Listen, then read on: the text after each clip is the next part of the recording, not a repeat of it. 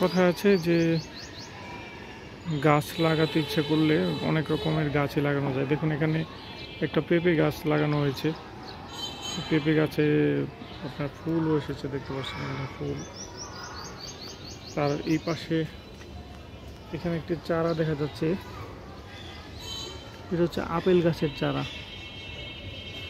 এই আপেল গাছ নিয়ে আমি আর একটি ডিটেলস ভিডিও দিব আমার চ্যানেলে, এটি দেখতে পাবেন পরবর্তীতে।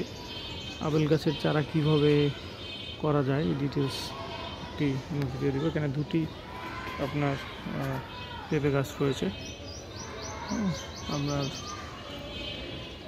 দুটি পেঁপে গাছ এবং এক মাঝখানে রয়েছে আপেল গাছ। পেঁপে গাছেও কিন্তু আপনার ফুল আসে এবং পেঁপেও মোটামুটি বড় হয়, সেগুলো ইচ্ছে করলে খাওয়া যেতে পারে।